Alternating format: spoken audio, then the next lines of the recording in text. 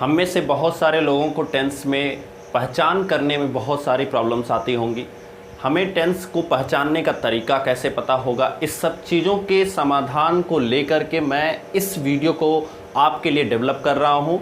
Because मैं भी जब पढ़ता था तो मुझे भी बहुत सारी कन्फ्यूजन हुआ करती थी। एंड आप लोगों में से अगर ऐसे बच्चे इस वीडियो को देख रहे हैं जिनको टेंस को पहचानने में, टेंस को हिंदी से इंग्लिश में कन्वर्ट करने में प्रॉब्लम होती है, तो आप बिल्कुल सही जगह देख रहे हो। हम लोग स्टार्ट करते हैं। आज का अपना पहला टेंस हम लोग पढ़ेंगे, जिससे हम पढ़ेंगे प्रेजेंट इंडेफिनिट टेंस। अब इस टेंस की जो पहचान होती है, अगर हम बात करें इसकी पहचान की, तो इसकी पहचान होती है ता है, ती है और ते है। जैसे जैसे जाता है, खाता है, पीता है, इस तरह के अगर टेंस आते हैं तो उसे हम प्रेजेंट इंडेफिनिट कहते हैं। अब इंडेफिनिट में आपको 4 पार्ट्स मिलेंगे, जैसा कि आप लोग देख पा रहे हो। नंबर फर्स्ट पे लिखा गया है पॉजिटिव सेंटेंस। पॉजिटिव सेंटेंस मतलब इसमें कोई भी नकारात्मक वाक्य या प्रश्नवाचक वाक्य नहीं होगा, जो मैं आपको एग्जाम्पल के थ्रू बताना चाहता हूं। इसमें लिखा है ता है, जैसे मान लो एग्जाम्पल आता है वह जाता है। देखो वह जाता है, ठीक है, ठीक है। तो इस तरह से जो सेंटेंस होगा वो सिंपल सेंटेंस होगा। जैसे वह घर जाता है, वह स्कूल जाता है, तो इस तरह के सेंटेंस हमारे किस में आएंगे? पॉजिटिव सेंटेंस में आएंगे। उसके बाद हमारा नेक्स्ट नेगेटिव सेंटेंस दिया गया है, जिसमें नॉट का आपसे काफ़ी ज़्यादा यूज करवाया जाएगा। जैसे मान लो अब यहाँ पे लिखा है वह जाता है या वह स्कूल जाता है, मैं लिख देता हूँ वह स्कूल जाता है। इसी सेंटेंस को अगर हम नेगेटिव में चेंज कर दें तो हमें क्या मिलेगा? वह स्कूल नहीं जाता है। ध्यान से समझना इस चीज़ को, वह स्कूल नहीं जाता है, ठीक है।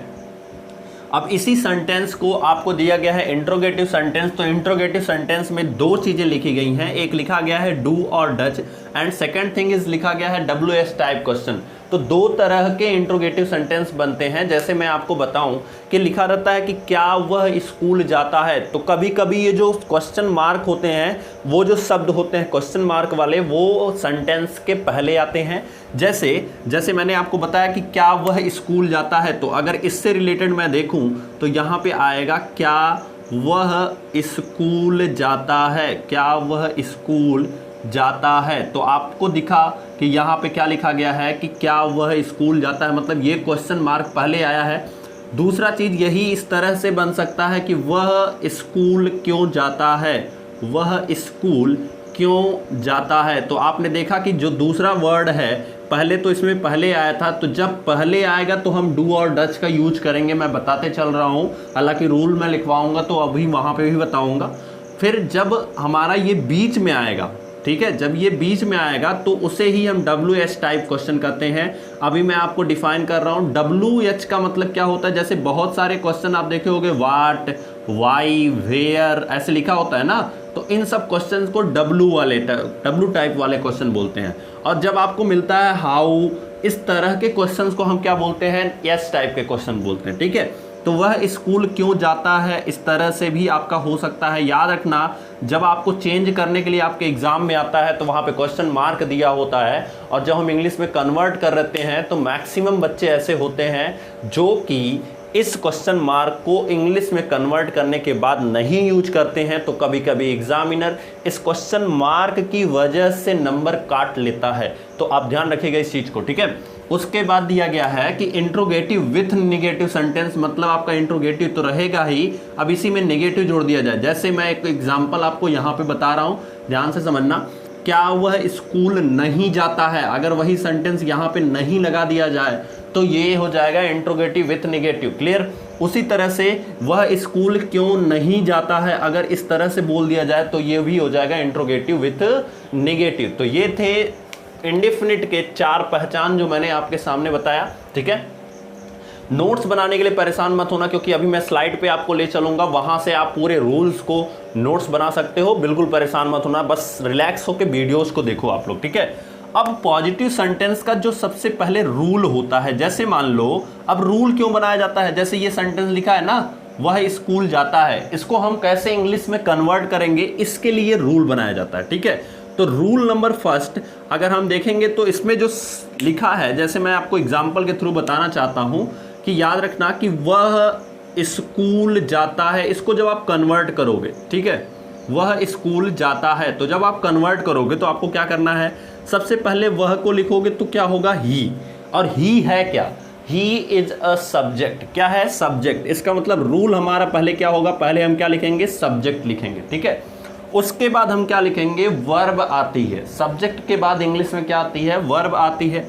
तो सब्जेक्ट के बाद जब हम वर्ब लिखेंगे तो वर्ब का फर्स्ट फॉर्म लिखेंगे। क्या लिखेंगे, वर्ब का फर्स्ट फॉर्म। जैसे गो, जैसे गो का जाना का मतलब क्या होता है, गो, और गो का फर्स्ट फॉर्म क्या होगा, गो, ठीक है। तो गो, वेंट, गॉन ऐसे थर्ड फॉर्म तक होता है। तो इस तरह से जो गो होगा वो फर्स्ट फॉर्म में होगा। अब इसी में एक और चीज नई जुड़ती है, वो होती है यस या ईएस। अब कब लगता है यस और कब लगता है ईएस, इसके बारे में अभी मैं आपको बता देता हूं थोड़ी देर के बाद। पहले मैं आपको बस ये डिराइव करना चाहता हूं कि कैसे सेंटेंसेस बनते हैं और कैसे उसको लगाया जाता है, ठीक है। तो ही के लिए हो गया। अब गो, गो हमने लिख दिया। देखो, जब भी किसी भी वर्ब के लास्ट में ओ, यक्स, यस, यच, इस तरह की चीजें आपको मिले किसी भी वर्ब के लास्ट में। जैसे देखो लास्ट में क्या मिला है, गो के लास्ट में ओ मिला है, तो ओ जब मिलेगा तो ईएस लगाएंगे, याद रखना। तो इसी तरह से आपने पढ़ा होगा, तो गोज बोला जाता है, ही गोज, ठीक है। अब कहाँ को जाता है, सवाल ये उठता है कहाँ को जाता है, तो कहाँ जाता है, school. He goes to school, ठीक है। तो देखो हमने क्या किया, रूल में हमने कुछ नहीं किया। ही के लिए सब्जेक्ट लिख लिया, इसके लिए वर्ब लिख लिया, यस या ईएस भी हमने जोड़ लिया, बचा क्या हमारा, ऑब्जेक्ट बचा है। तो इस तरह से हमारा रूल नंबर फर्स्ट जो बनता है वो बनता है सब्जेक्ट प्लस वर्ब का फर्स्ट फॉर्म प्लस यस या ईएस प्लस ऑब्जेक्ट। तो याद रखना, यस और ईएस तभी लगाओगे जब ये सब्जेक्ट सिंगुलर होगा। क्या होना चाहिए, सब्जेक्ट क्या हो जाना चाहिए, सब्जेक्ट सिंगुलर होना चाहिए, तभी यस या ईएस यूज होगा। ये सब नोट में लिखा जाता है दोस्तों। मैं आपको अभी यहाँ पे सिर्फ समझाने की कोशिश कर रहा हूँ।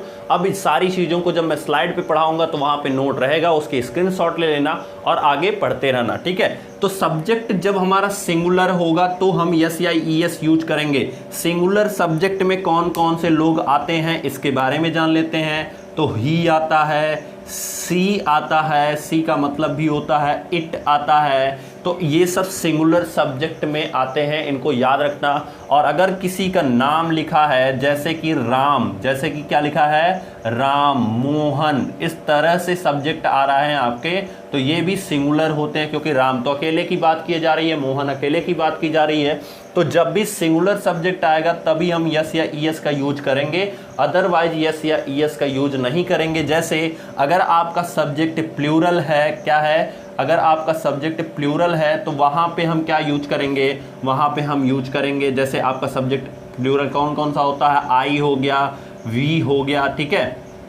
फिर उसके बाद गो, आई हो गया, वी हो गया, फिर उसके बाद दे हो गया। ये सब सब्जेक्ट हमारे क्या होते हैं, प्लूरल होते हैं। यू हो गया, ये सब सब्जेक्ट हमारे क्या होते हैं, प्लूरल होते हैं। तो इस चीज़ को याद रखना। यानी सब्जेक्ट अगर फर्स्ट थर्ड पर्सन का है तो हम वहाँ पे क्या यूज करेंगे, थर्ड पर्सन का है तो क्या यूज करेंगे, ध्यान रखना थर्ड पर्सन में दे भी आता है। सो इसका मतलब ये नहीं है कि हम यहाँ दे में दे के साथ यूज करेंगे, दे के साथ हम क्या यूज करेंगे, दे के साथ हम यूज नहीं करेंगे यस और यस को। और जब सिंगुलर होगा तो हम यस और यस को यूज करेंगे। तो दोस्तों ये जो चीज़ें थी वो मैंने आपको बोर्ड पे इसलिए समझाई क्योंकि इसी फॉर्मेट में हम पूरी की पूरी चीज़ें स्लाइड पे पढ़ेंगे। तो हम अपनी स्लाइड को स्टार्ट करते हैं। अरे दोस्तों, आपके सामने लिखा गया है कि जो अफर्मेटिव सेंटेंस यानी जिसको मैंने पॉजिटिव अभी आपको बताया, वो सेंटेंस सब्जेक्ट प्लस वर्ब का फर्स्ट फॉर्म प्लस यस या ईएस का रूल मैंने बताया, उसको आप नोट डाउन कर लो। रूल ये है, जब आपका सब्जेक्ट सिंगुलर है तब आपका यस और ईएस वर्ब के लास्ट में यूज होगा। वो भी कब यूज होगा यस और ईएस, जब किसी वर्ब के अंत में ओ, यक्स, यस, यस, यच, सी, एच इस तरह के वर्ड मिलते हैं किसी भी वर्ब के लास्ट में, तो वहाँ पे हम इनको यूज करेंगे। अगर ये वर्ड नहीं मिलते हैं तो हम इनको यूज नहीं करेंगे, या कह सकते हो ये लेटर्स नहीं मिलते हैं तो यूज नहीं करेंगे। अब जैसा एग्जाम्पल में आप देख रहे हो, लिखा गया है कि दूसरा वाला एग्जाम्पल आप देखो, सीता एक पत्र लिखती है। इसको कैसे बनाया जाता है, तो देखो सीता के लिए पहले इसने सीता लिखा है, उसके बाद देखो सब्जेक्ट का मतलब सब्जेक्ट हो गया, उसके बाद हमें क्या लिखना है, वर्ब लिखना है। और वर्ब क्या होता है, लिखना। यहाँ पे जो है ना, यही हमारी क्रिया है। यहाँ पे जो वर्ब है वो क्या है, लिखना। उसके लिए हम राइट यूज करेंगे। देखो लास्ट में ई आया है, मैंने क्या बोला, जब किसी वर्ड्स के लास्ट में ये सब मिलेंगे तब हम ई एस यूज करेंगे, अदरवाइज हम क्या यूज करेंगे, यस यूज करेंगे। तो देखो लास्ट में ई आया है और ई इन सब में से कहीं पे नहीं है, इसलिए हम सिर्फ और सिर्फ यस का यूज किए हैं, यानी सीता राइट्स। उसके बाद सीता क्या लिखती है, एक पत्र, तो सीता राइट्स अ लेटर। इस तरह से हमने लेटर लिख दिया। अब देखो ये सीता जो है ये किस में थी, ये सिंगुलर में थी, ठीक है। और आई मतलब मैं का मतलब क्या होता है, आई। और आई मैंने अभी आपको बताया कि ये प्लूरल होता है, ठीक है। तो इसके साथ कभी भी यस और ईएस नहीं लगेगा। इंपॉर्टेंट रूल यही है कि जब आपका कोई भी सब्जेक्ट प्लूरल रहेगा तो यस ईएस लगेगा ही नहीं, जब सिंगुलर रहेगा तभी यस और ईएस लगेगा। इस चीज़ को याद रखिएगा। लिखा गया है मैं अपनी किताब पढ़ता हूँ, तो मैं के लिए क्या यूज हो जाएगा, आई। सब्जेक्ट के अकॉर्डिंग क्या यूज हो गया, आई। उसके बाद वर्ब आता है, तो पढ़ना इसमें वर्ब है। पढ़ने के लिए क्या यूज करते हैं, रीड, तो रीड हमने लिख लिया। बात आती है यस और ईएस लगेगा कि नहीं, तो बिल्कुल नहीं लगेगा। जैसा कि आप लोग देख पा रहे हो यहाँ पे नहीं लगाया गया है, ठीक है। इसलिए मैंने कटिंग रखा है कि हो सकता है मैं आपको थोड़ा गलत पढ़ा दूँ, लेकिन जो कटिंग रखी गई है वो गलत नहीं बताती है, ठीक है। तो आई रीड माई बुक।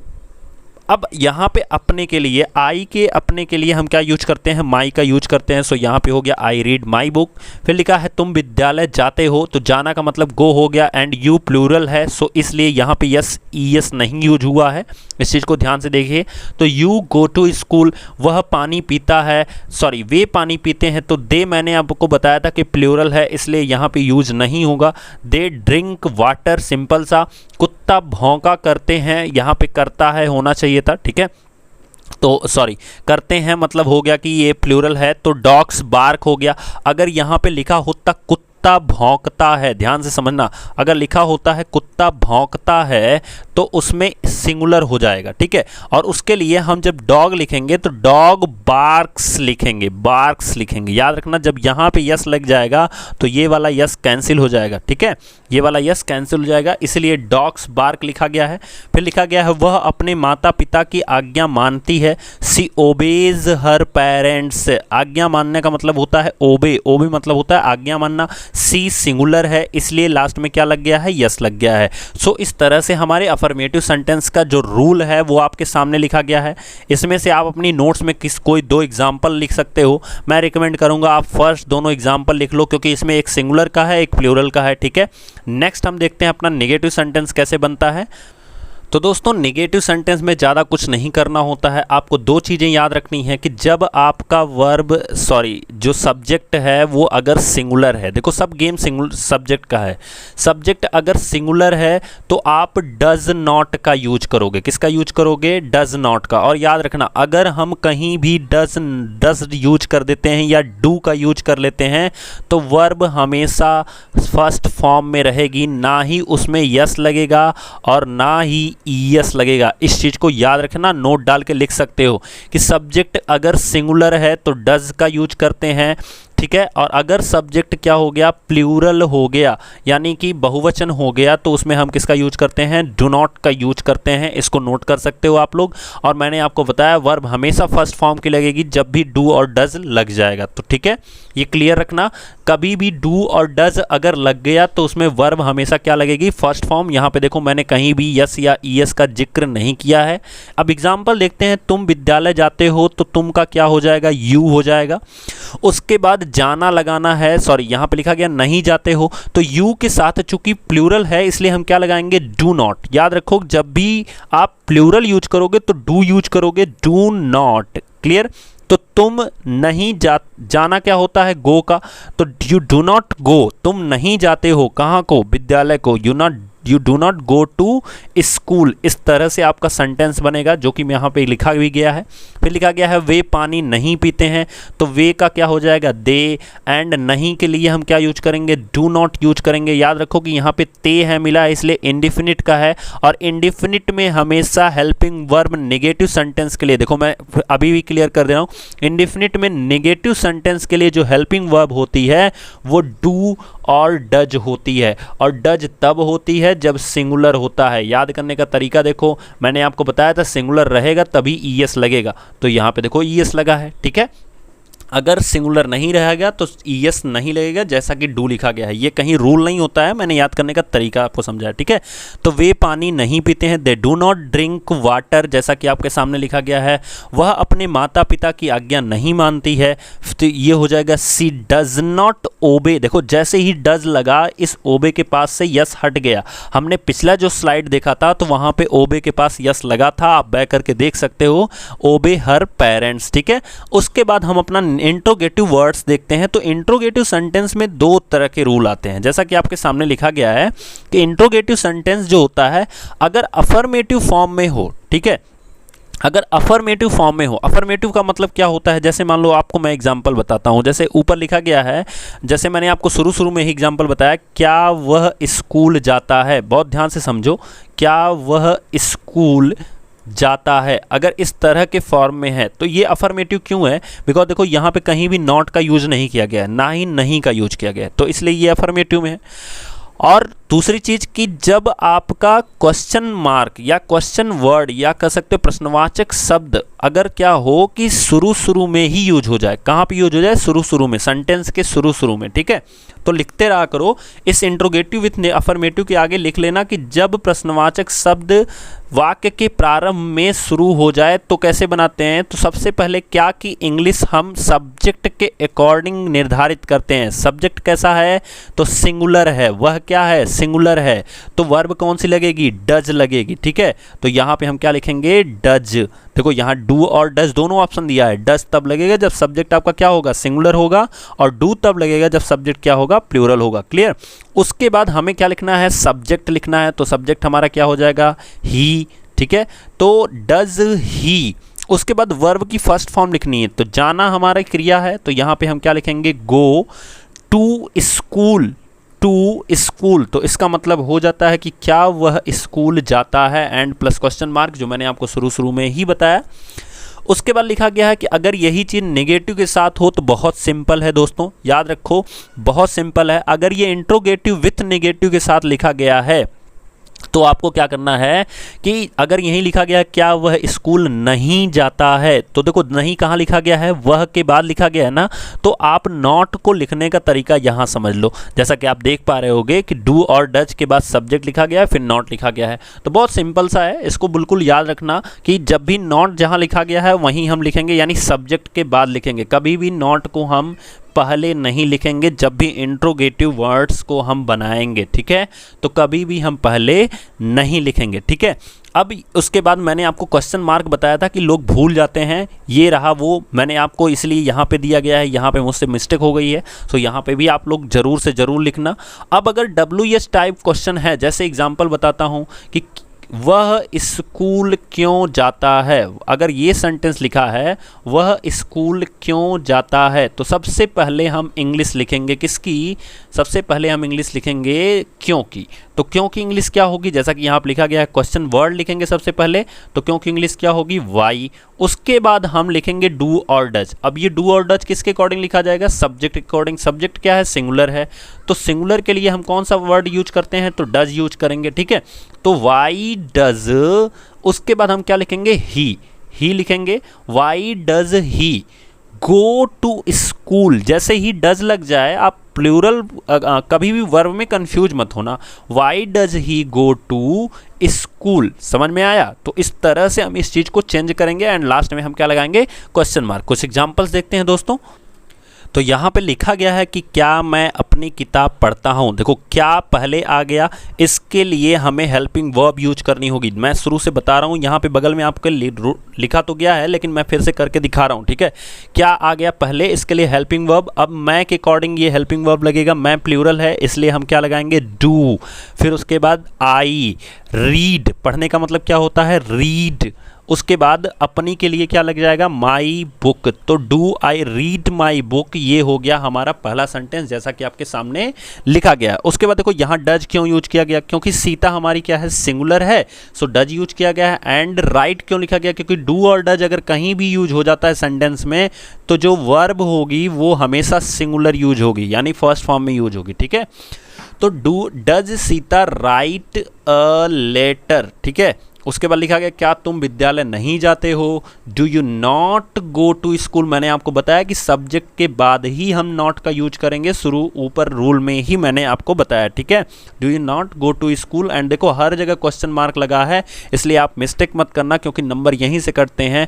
वे पानी क्यों नहीं पीते हैं, why do they do not drink water. ध्यान से देखना, why do they not drink water, मैंने आपको बताया सब्जेक्ट के बाद ही हमेशा नॉट लगाएंगे, बट याद रखना जब हम नेगेटिव सेंटेंस पढ़ेंगे तो वहाँ पे सब्जेक्ट के बाद नॉट नहीं लगता है, वहाँ पे डू और डज के साथ नॉट लगता है। जब हम इंट्रोगेटिव पढ़ेंगे यानी क्वेश्चन मार्क वाला पढ़ेंगे तब सब्जेक्ट के बाद नॉट लगता है, ठीक है। उसके बाद लिखा गया है वह अपने माता पिता की आज्ञा क्यों नहीं मानती है, तो सबसे पहले हम क्यों का इंग्लिश लिखेंगे तो वाई हो गया। अब चूंकि वह जो है वो सिंगुलर है इसलिए डज लगाया गया है, एंड फिर वह की इंग्लिश लिखी गई है और फिर नॉट लगाया गया है, ओबे हर पेरेंट, एंड हम क्या लगाएंगे लास्ट में, क्वेश्चन मार्क। तो दोस्तों ये था हमारा इंडिफिनिट प्रेजेंट इंडिफिनिट टेंस, ठीक है। अब इसकी कुछ एक्सरसाइज मैं आपके स्क्रीन पे दिखा रहा हूँ जिसको आपको नोट डाउन करना है और उसको आपको लगाना है, और अगर आपको अच्छे से लगाना नहीं आ रहा है तो मैं नेक्स्ट जब वीडियो बताऊँगा तो उसमें हम पूरी एक्सरसाइज को इंग्लिश में कन्वर्ट करके आपके सामने रखेंगे और आप मिला लेना नेक्स्ट वीडियो में। तब तक के लिए थैंक यू दोस्तों, मिलेंगे नेक्स्ट वीडियो में, थैंक यू सो मच।